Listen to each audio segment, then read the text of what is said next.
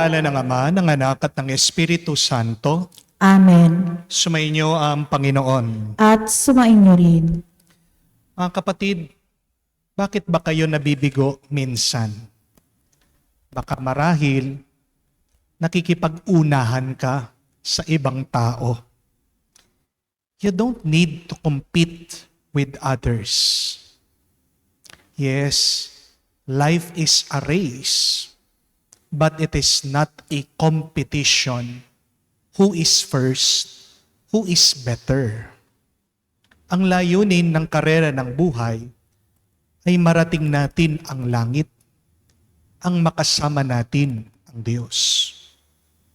Baka kaya ikaw ay nabibigo, nalulungkot, nalilito at nawawala, ay marahil nakalimutan mo na ito.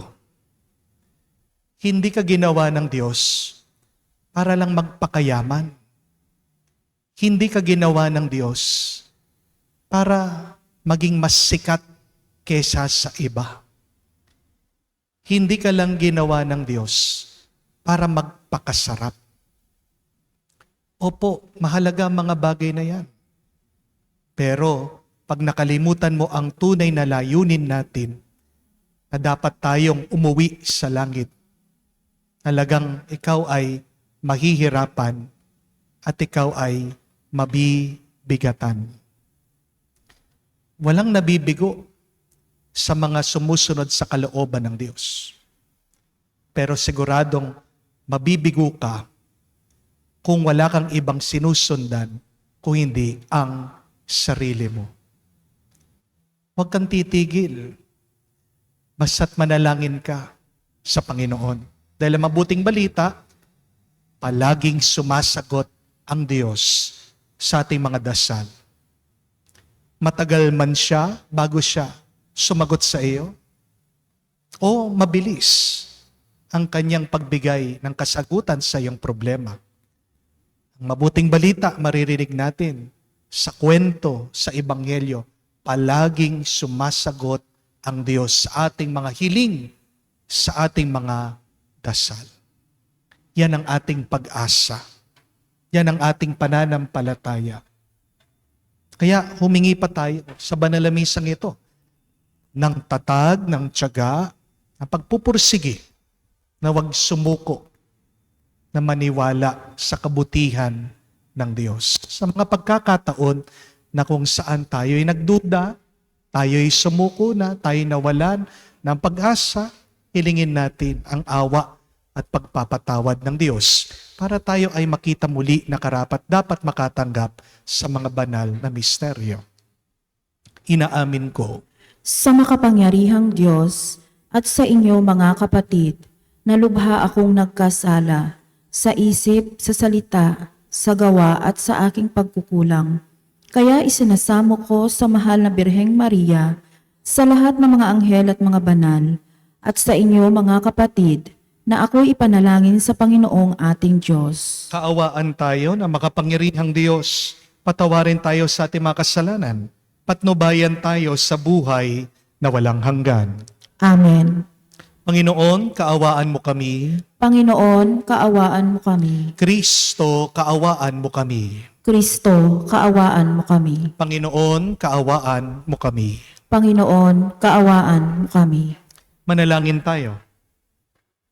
Ama naming makapangyarihan, ipagkaloob mong kami makasamba sa iyo na may loobing taimtim na totoo.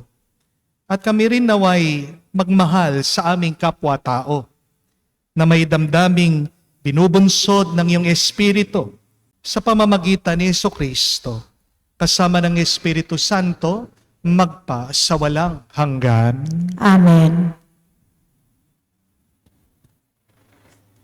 Pagbasa mula sa sulat sa mga Ebreyo.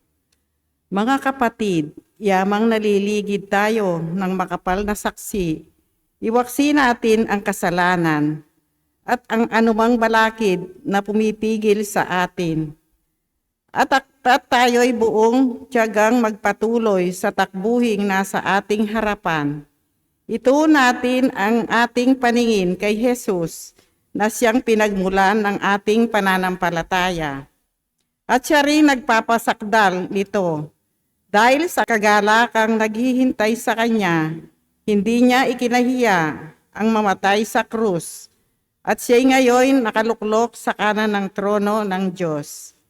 Isip-isipin ninyo kung gaano ang tiniis niyang paglaban ng mga makasalanan upang hindi kayo manlupaypay o panghinaan ng loob. Hindi pa humahantong sa pagdanak ng iyong dugo ang pakikipagtunggali ninyo sa kasalanan. Ang salita ng Diyos. Salamat sa Diyos. Magpupuri kailanpaman ang tinawag ng may kapal. Magpupuri kailanpaman ang tinawag ng may kapal. Sa harap ng masusuring mga lingkod mong hinirang, ang handog na panata ko ay doon ko iaalay. Magsasawa sa pagkain, yawong mga nagdarahop. Aawit ng pagpupuri, ang sa Diyos ay dudulog. Buhay nila ay uunlad, sasagana silang lubos. Magpupuri kailanpaman ang tinawag ng may kapal. Sa dakilang Panginoon, ang lahat ay magbabalik. Ang lahat ng mga lahi ay sasambang may pag-ibig. Mga ngayupapang lahat ang palalo't mayayabang. Ang lahat ng mga tao ay yuyuko sa may kapal. Ang narito sa daigdig na nilikang mamamatay. Magpupuri kailanpaman ang tinawag ng may kapal. Maging laing susunod pa ay sasambat maglilingkod at mayroong mga ngaral sa kanila tungkol sa Diyos. Sa lahat ng sisilang pa'y ganito ihahayag. Sa hinirang niyang bansa ay Panginoon ang nagligtas. Magpupuri kailanpaman ang tinawag ng may kapal.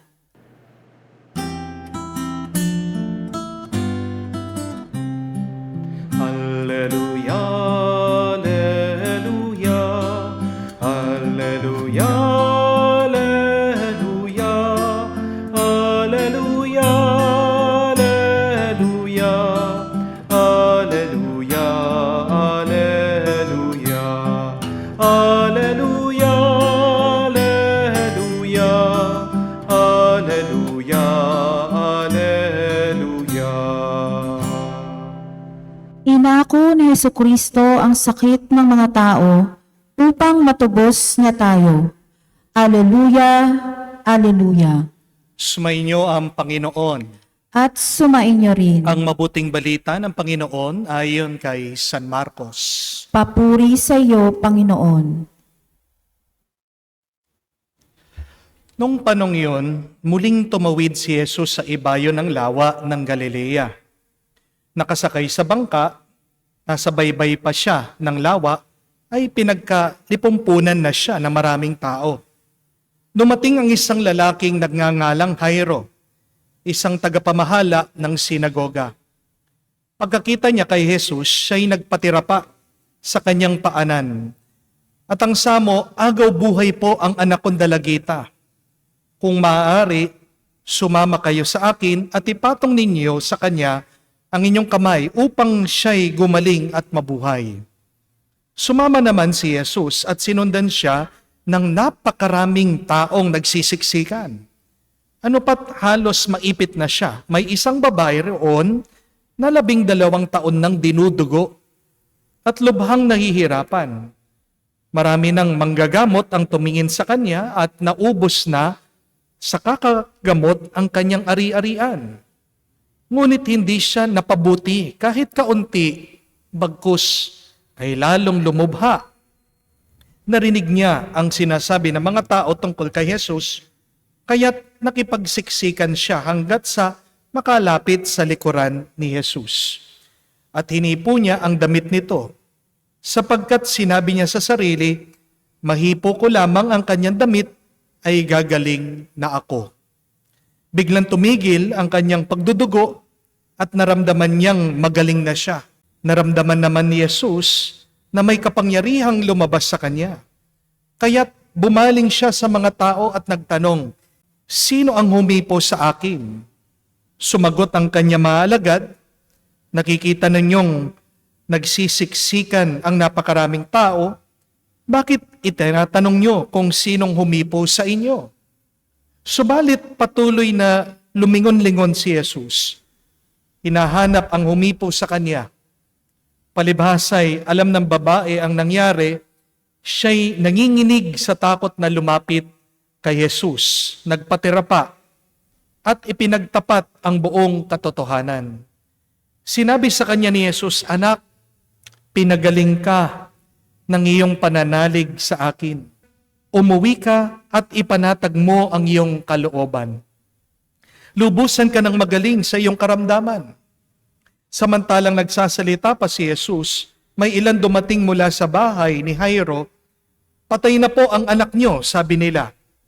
"Bakit pa ninyo inaabala ang guro?" Hindi pinansin ni Jesus ang kanilang sinabi, sa halip ay sinabi sa tagapamahala, "Huwag kang mababagabag, manalig ka."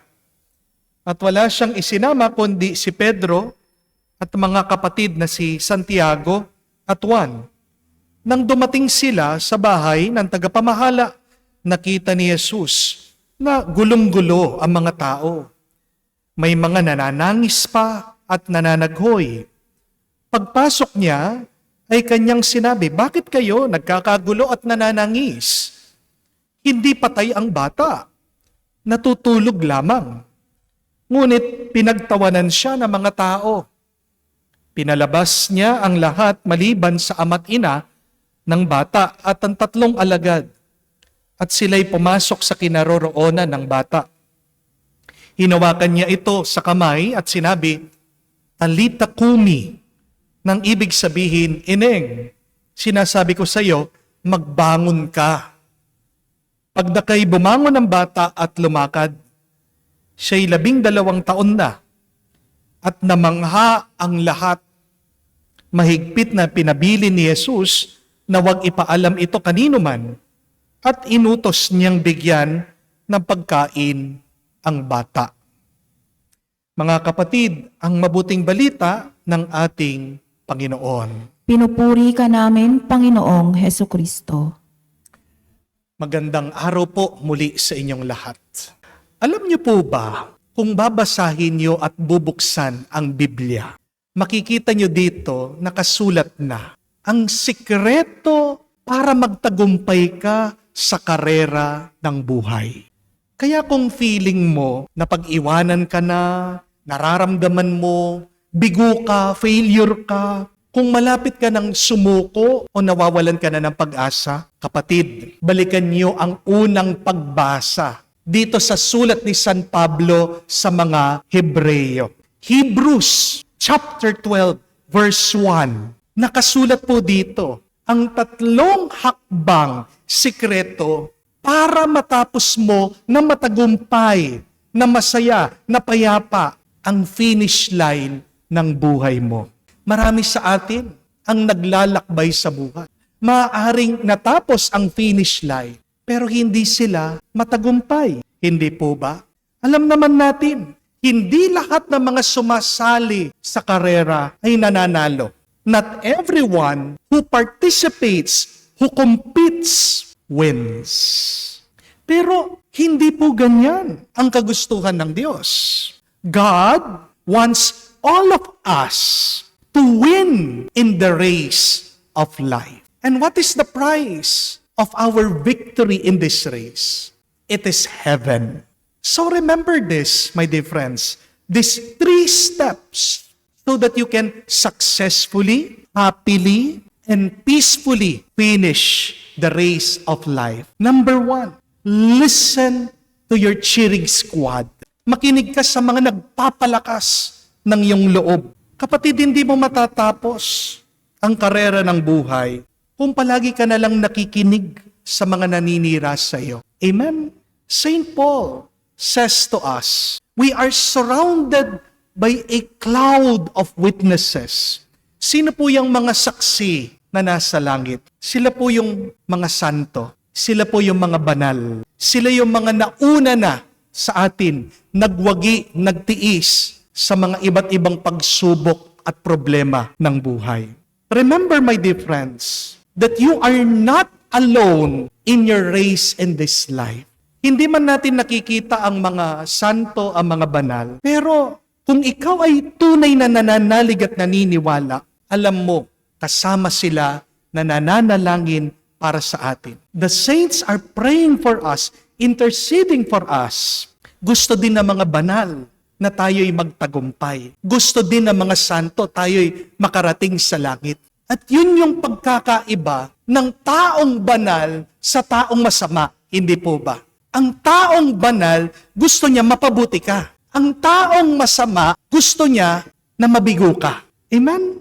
Hindi po ba nakakalakas yun ng loob na merong tao na nagnanais, gusto niya na ikaw ay magtagumpay na malampasan mo ang mga paghihirap ng buhay. Mga kapatid, para mawala ang iyong takot, para gumaan ang iyong loob, isipin mo ito. Merong mga nauna sa iyo na mas nahirapan pero hindi sila sumuko. Ikumpara mo yung iyong pagsubok sa kanila. Ano ba yung mga problema mo? Utang? Yang asawa mo? Yang tigas ng ulo ng anak mo? Yang sakit mo? Kapatid, ang mga santo, ang mga banal, mas mahirap pa ang kanilang pinagdaanan kaysa sa'yo. Binalatan sila ng buhay. Sila'y tinali, binigti. Sila'y pinakain sa mga leon. Pero nanatili silang matatag, nanatili silang nanalig sa Diyos. Kung nakayanan nila, kakayanin mo rin. At ang mabuting balita, bakit makakaya mo? Bakit malalampasan mo ang mga pagsubok? Kasi nakatingin sila, nakabantay sila sa ating mga naglalakbay, nakikipagkarera dito sa mundo. At sila ay nananalangin, nakikiusap sa Diyos Ama. Nabigyan pa tayo ng grasya para tayo din, pagkatapos ng buhay natin, marating natin ang langit at makasama natin sila. Hindi po ba nakakalakas ng loob yun? Hindi po ba nakakapagbigay ng pag-asa sa atin? So whenever you are down, whenever you are tempted to just give up, then look up to heaven and believe. Listen to the saints cheering you on. Meron kang supporter. Hindi man ang mga kaibigan mo, hindi man mga kamag-anak mo, hindi man mga katrabaho mo, hindi mo sila nakikita. Pero kamuka sa Facebook, marami kang fans, marami kang followers, marami kang supporters. Hindi mo lang alam, nandyan sila. But secondly, let go of what does not help you. Sabi po ni San Pablo doon sa sulat niya sa mga Hebreo, bitawan nyo na yung nagiging hadlang sa inyong pagtakbo. Lalong-lalo na ang kasalanan. Kapatid, tanong ko lang po ito, sana masagot niyo. Hanggang kailan ka magtitiis? We have to understand that sometimes it is better to let go than to hold on. Amen? Minsan, ang dami pong pumupunta dito, nagpapa-counseling sa akin.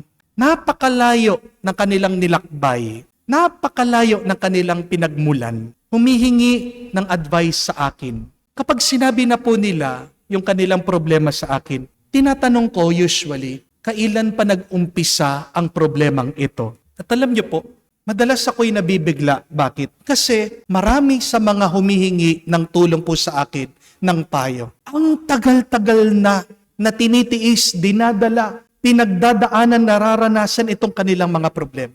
Meron po mga 5 years, meron mga 10 years. Bigla ko yung isa, 30 years. Ganong katagal na tinitiis yung kanyang problema. Sabi ko, bakit ba nakuha nilang buhatin, dalhin itong problema, itong inaalalang ito na napakatagal na ang panahon? Pwede naman hindi ito paulit-ulit na isipin eh. Pero napakatigas ng ulo. Gusto palaging iniisip, palaging inaalala. Kaya makikita niyo po ang itsura ng tao na may problema, maputi ang buhok. Pumuputi ang buhok sa kakaisip. May eye bags. Oh? Makikita niyo po, kulukulubot ang itsura. Napakatigas ng balikat. Bakit ganyan? Kasi nagpapa-stress. At anong ibig sabihin ng stress? You are being pushed down. Nilalagay dito sa isip, kaya nga, napakabigat. Hindi nakakayanan ng katawan. Kapatid, kung stress ka, pwede mo naman bitawan, pwede mo naman iwan. Just let it go and let God do His part. Yan ang kasalanan natin eh. Kasi hindi natin hinahayaan ng Diyos na maging Diyos. Nagpapanggap tayong Diyos. Pilit natin dinadala, pilit natin hinahawakan, ayaw nating mabitawan. Balikan niyo po ang sinasabi ni San Pablo. Sabi niya, let go of what burdens you. Allow the Lord to hold your pain. Kapatid, hindi ka makakarating na matagumpay, masaya at payapa sa finish line ng buhay. Kung bawat na lang problema, hinahawakan mo, dinadala mo, iniisip mo, inaalala mo, hindi lang dapat ikaw ang magdala niyan. Tao ka lang. Tandaan mo yan.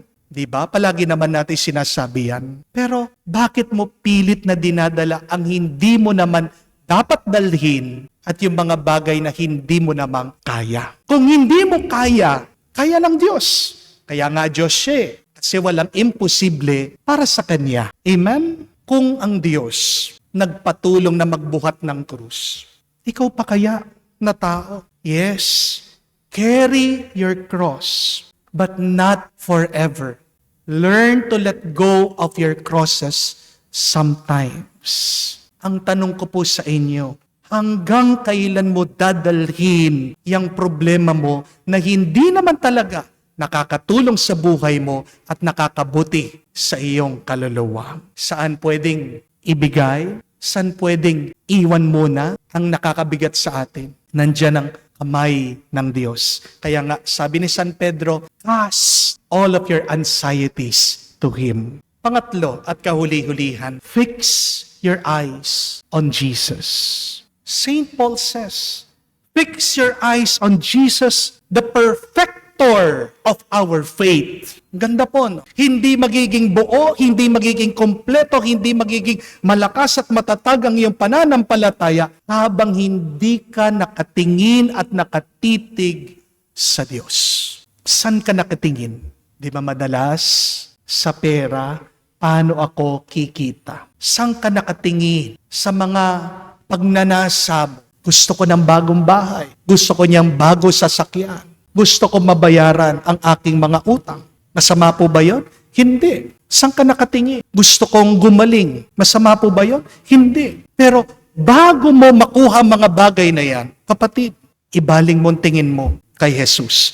Dahil ang nagpupuno, ang naggaganap lahat ng ating pangangailangan ay si Jesus lang. Amen? Tingnan niyo po sa Ebanghelyo, balikan niyo po. Paano gumaling yung bata? Patay na. Dahil yung tatay, si Jairo, hindi tumigil na nanalig at nanampalataya kay Jesus. Galing mismo kay Jesus. Sabi niya, huwag kang mababahala, huwag kang mag-aalala, manalig ka sa akin. Paano gumaling? Yung babae, ilang taon na dinudugo, naubos na daw yung kanyang kayamanan, ang dami ng mga doktor na tumingin sa kanya, pero hindi pa rin siya bumuti, lalo pa siyang gumrabe. Kasi anong nasa isip niya? Sabi niya, hahawakan ko lang yung kanyang damit, yung laylayan ng damit ni Jesus. Gagaling na ako. Look at that faith. Hindi niya inalis ang kanyang tingin kay Jesus. Kahit na nagsisiksikan, kahit na napakaraming mga tao na nandun, nagpatuloy pa rin siya. Tanong ko po kapatid, ganon din ba ang iyong pananampalataya? Hindi ka magtatagumpay kung hindi ka nakatingin ng mabuti sa Diyos. Kung saan ka nakatingin, yan ang iyong mararating. Amen? Sabi po ni San Pablo, run with perseverance. Minsan tayo'y nangihina minsan nawawalan tayo ng gana Paano tayo magpapatuloy na may tiyaga? Balikan niyo po ang sinabi niya, fix your eyes on Jesus. Magkakatyaga ka lang, magiging matatag ka lang, kung mananatili kang nakatingin at nakatitig sa Diyos na nagbibigay ng lakas at buhay sa atin. Kaya kapatid, kapag inalis mo ang tingin mo sa Diyos, nakatingin ka palagi sa iyong mga problema, anong matatanggap mo kung hindi palaging problema? Kapag inalis mo ang tingin mo sa Diyos, di ba? Doon ka madalas na nawawala. At anong ibig sabihin? Pag ikaw ay nawawala sa buhay, ikaw ay nagkakasala. sala. And I tell you, nobody can really be happy when they are sinning, when they are lost in life.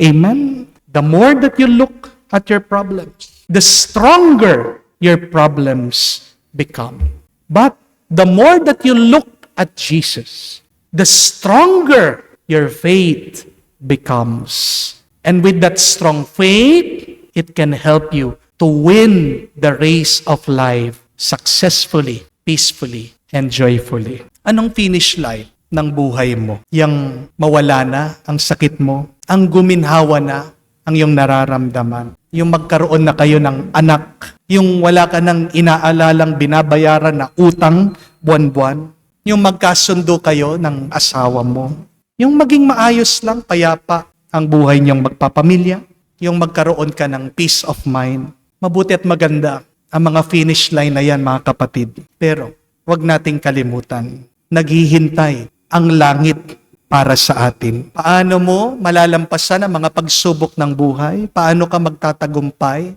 sa karera ng buhay? Kapatid, Hebrews 12. Tandaan nyo ang 3 hakbang na iniwan ni San Pablo sa atin. Listen to your cheering squad in heaven, the saints praying for you, interceding for you. Second, leave, let go of what does not help you. Leave, let go of what burdens you. And third, always fix your eyes on Jesus. Amen. Tumayo po tayo. Alay po natin sa Diyos ang ating mga dasal at panalangin, kalakip ng buong pananalig, habang tayo ay nagdarasal na may pananampalataya sa Diyos, natugunin natin ang ating mga mithiin na may nag-uumapaw na kabutihang loob. Iniluluhog natin sa Kanya ang ating mga pangangailangan. Ating sabihin, Panginoon, dinggin mo kami. Panginoon, dinggin mo kami. Ang simbahang Katolika sa buong daigdig, naway maging simbolo ng nagpapagaling na gawain ni Kristo sa pamamagitan ng kanyang pag-aaruga sa mga may karamdaman sa pangangatawan, isip at diwa. Manalangin tayo sa Panginoon. Panginoon, dinggin mo kami. Tayong lahat naway makilahok at makiisa sa mga nagnanais na mapanatili ang kalusugan at kalinisan ng ating kapaligiran. Manalangin tayo sa Panginoon. Panginoon, dinggin mo kami. Ang mga doktor at mga nurse at yaong mga nag-aalaga ng mga may sakit, naway maipakita nila ang habag at kahinahuna ni Kristo sa pangangalaga lalo na sa mga maliliit nating mga kapatid. Manalangin tayo sa Panginoon. Panginoon, dinggin mo kami. Sa katahimikan po ng ating puso, banggitin natin at sabihin sa Diyos ang ating mga personal na pangangailangan. Makalangit na Ama, tulungan mo kami sa pagpatuloy ng pananalig namin sa iyo at sumasampalataya, nagpapagaling ng kapangyarihan ng iyong anak na siya naghihilom ng aming mga sugat sa buhay. Hinihiling namin ito sa pamagitan ni Kristo, aming Panginoon. Amen.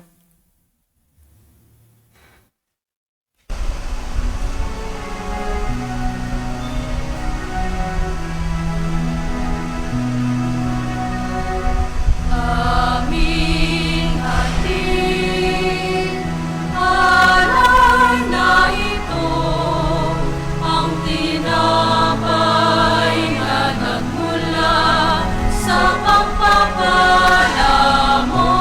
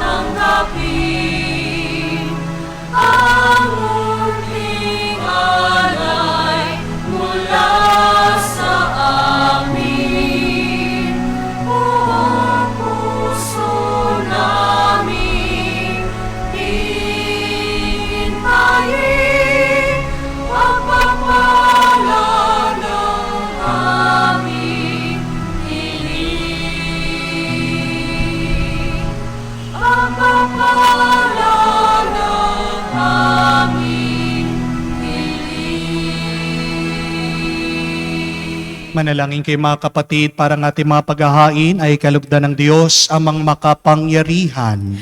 Tanggapin nawa ng Panginoon itong paghahain sa iyong mga kamay sa kapurihan niya at karangalan sa ating kapakinabangan at sa buong sambayanan niyang banal. Ama naming lumikha, ang mga alay mo ngayon aming inihahanda sa hapag na ito ng iyong dambana ay iyong tanggapin at gawaran ng pagpapala upang mapagsaluhan namin ang kaligtasan mong ginawa sa pamamagitan ni Jesucristo kasama ng Espiritu Santo magpa sa walang hanggan. Amen. Sumainyo ang Panginoon. At sumainyo rin. Itaas sa Diyos ang iyong mga puso at diwa.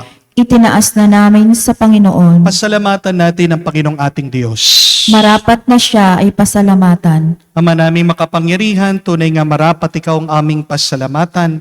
Kinalulugod mong likhain ang sanlibutan na iyong pinagbabago at dinarangal sa pamagitan ng iyong anak na kinalulugdan. Kaya't utang na loob ng iyong mga itinatangi at ng mga banal na kapiling mo lagi ang iyong paghiliw at pagkakandili. Kaya kaisa na mga anghel nagsisiawit ng papuri sa iyo nang walang humpay sa kalangitan. Kami nagbubunyi sa iyong kadakilaan.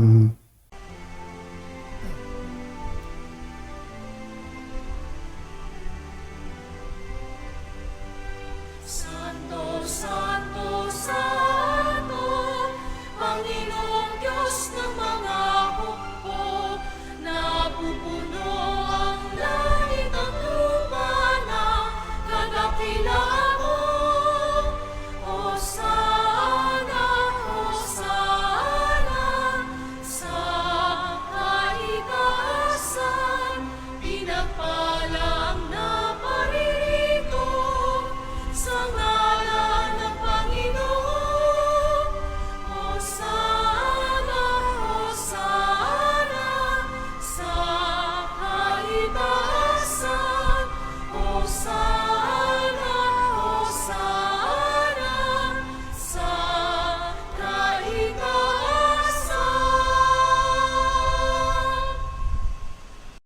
Ama naming banal, ikaw ang bukal ng tanang kabanalan. Kaya't sa pamagitan ng iyong Espiritu, gawin mong banal ang mga kaloob na ito upang para sa amin ay maging katawan at dugo ng aming Panginoong Hesus Kristo. Bago niya pinagtiis ang kusang loob na maging handog, hinawakan niyang tinapay, pinasalamatan kanya. Pinaghati-hati niya iyon, inubot sa kanya malagad at sinabi, "Tanggapin ninyong lahat ito at kanin. Ito ang aking katawan na ihahandog para sa inyo."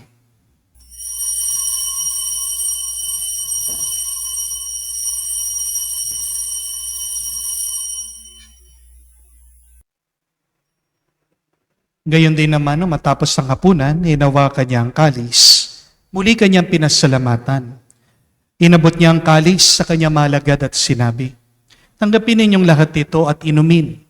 Ito ang kalis ng aking dugo, ng bago at walang hanggang tipan. Ang aking dugo na ibubuhos para sa inyo at para sa lahat sa pagpapatawad ng mga kasalanan. Gawin ninyo ito sa pag-aalaala sa akin."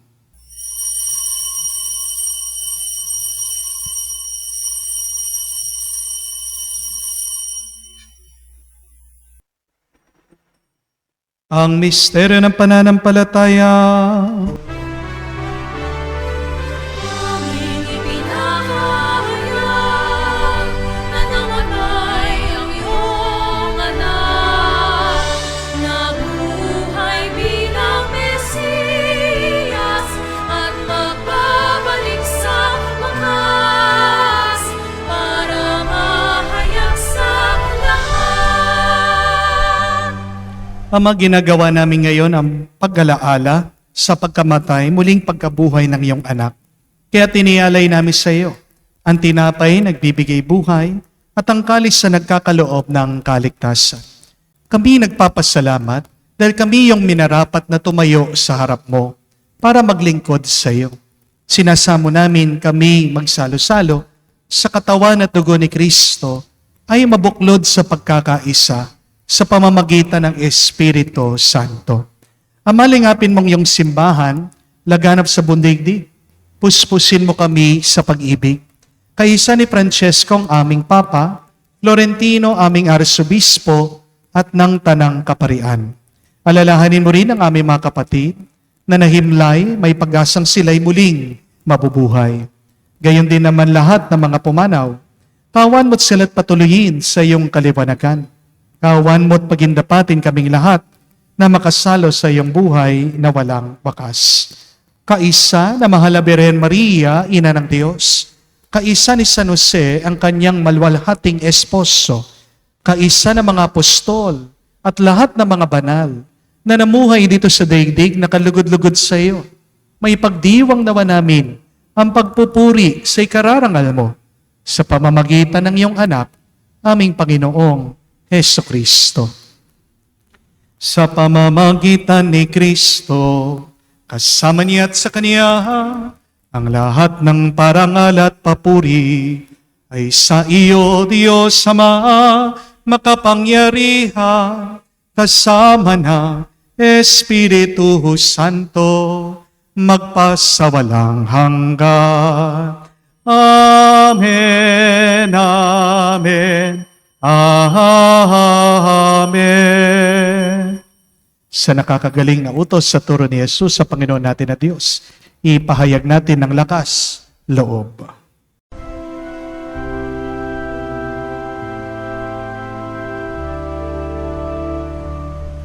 Ama namin, sumasalangit ka, sambahin ang ngalan mo, mapasa amin ang kaharian mo, sundin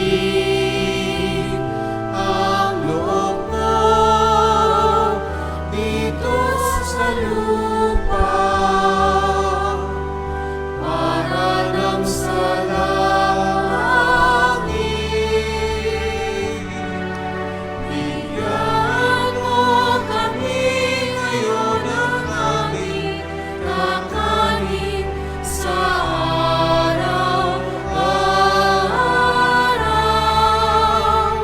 at patawarin mo kami sa aming mga sala para ng pagpapatawad namin sa nagkakasala sa amin. At huwag mo kaming ipahintulot sa tukso, at iadya mo kami sa lahat ng masama. Hinihiling namin kami adya sa lahat ng masama, pagkalooban ng kapayapaan araw-araw, iligtas sa kasalanan, ilayo sa lahat ng kapahamakan, samantalang aming pinanabikan ang dakilang araw ng pagpapahayag ng tagapagligtas naming si Heso Kristo. Sapagkat iyo ang kaharian at ang kapangyarihan at ang kapurihan magpakailanman. Amen. Panginoong Heso Kristo, sinabi mo sa mga apostol, kapayapaan ang iniiwan ko sa inyo, ang aking kapayapaan ang binibigay ko sa inyo. Tunghayan mo ang aming pananampalataya, huwag ang aming pagkakasala. Pagkalooban mo kami ng kapayapaan at pagkakaisa, ayon sa iyong kalooban, kasama ng Espiritu Santo, magpa sa walang hanggan. Amen. Kapayapaan ng Panginoon ay laging sumainyo. At sumainyo rin. Magbigayan po tayo ng kapayapaan sa bawat isa. Piso niyo po, kapayapaan po sa inyong lahat.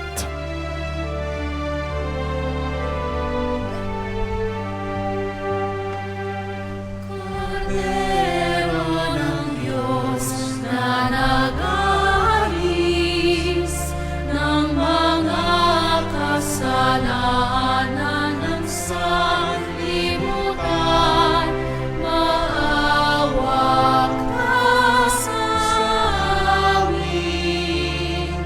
Maawa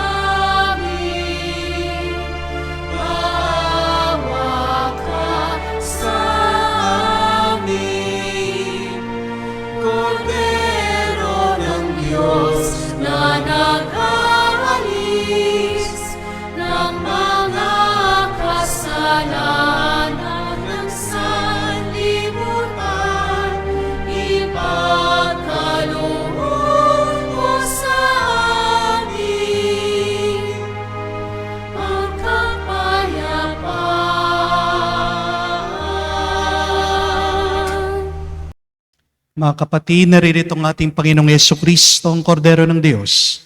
Siya nag-aalis sa mga kasalanan ng sanlibutan. Mapalad tayong lumalapit sa piging ng Kordero. Panginoon, hindi ako karapat-dapat na magpatuloy sa iyo, ngunit sa isang salita mo lamang ay gagaling na ako.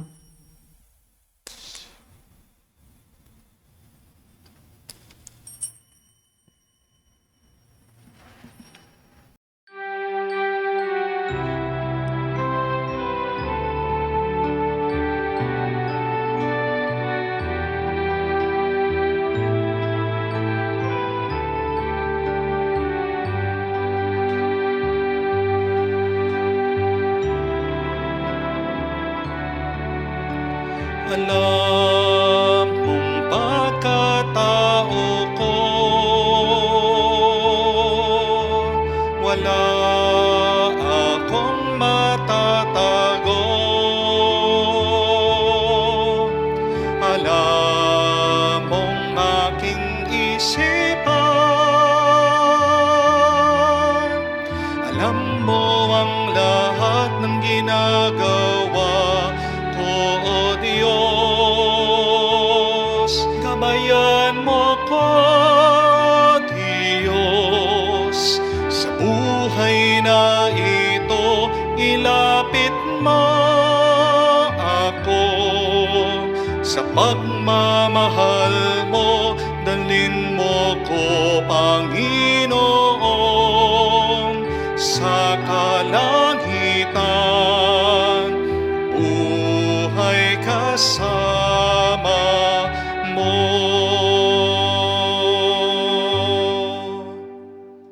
Manalangin tayo. Ama naming mapagmahal, kami nagsipakinabang sa piging ng aming kinamtang kaligtasan ay humiling ng iyong bigyang kaunlaran sa pananampalatayang wagas kailanman, sa tulong ng panunubos ng gayong iyong bigay, sa pamamagitan ni Jesucristo, kasama ng Espiritu Santo, magpa sa walang hanggan. Amen. Maaaring narinig nyo na po ang kasabihan that life is a marathon, not a sprint. Ang marathon at sprint, parehas lang po, napaligsahan yan. Pero ang pagkakaiba, ang sprint, malapit lang ang tatakbuhin mo. Pero ang marathon, malayo. Pero para maging matagumpay ang iyong karera, ang iyong paglalakbay dito sa buhay na ito, huwag nating kalimutan, Hebrews chapter 12 verse 1. Pinapaalala sa atin, una, palagi kang makinig sa mga nagpapalakas ng iyong loob, ang mga nananalangin sa iyo, ang mga santo, ang mga banal sa langit. Pero pangalawa, bitawan mo, iwanan mo, iwasan mo ang mga nagiging balakid ng iyong buhay. At pangatlo, kahuli-hulihan, huwag mong aalisin ang iyong tingin kay Jesus. Kung ano ang iyong tinitignan, yan ang iyong makakamtan. Kung gusto mo makatanggap ng grasya, palagi kang nakatitig, nakatutok, nakatingin kay Jesus. Magandang pagmunihan po ngayong araw ang mga bagay na yan. Pero para sa inyong assignment, gusto kong pagnilayan nyo. Meron bang nagiging balakid sa aking paglalakbay sa buhay? Meron bang nagiging hadlang sa aking pagpapakabanal, sa aking paglapit sa Diyos? What hinders you? It may be the mentality. It may be your kind of thinking. It may be a certain sin. It may be a certain person. It may be a memory, an experience. Ano ba yung nagiging balakid mo? Bakit nawawalan ka ng pag-asa, nawawalan ka ng gana? Bakit ikaw ay sumusuko na? At pag nakita mo kung ano ang hadlang, dasalin mo yan, sabihin mo sa Diyos, fix your eyes on Jesus through your prayer. At naway, tulungan ka ng Diyos, ng mga santo sa langit, na alisin ang hadlang na yan, para maging smooth, madali, magaan ang iyong paglalakbay muli pabalik sa Diyos. Sumayin niyo ang Panginoon. At sumain niyo rin. Kayo basbasa ng Diyos makapangyarihan sa lahat, sa ngalan ng Ama, ng Anak, ng Espiritu Santo. Amen. Ang ating misa ay natapos na. Humayo kayo sa kapayapaan ni Kristo. Salamat sa Diyos.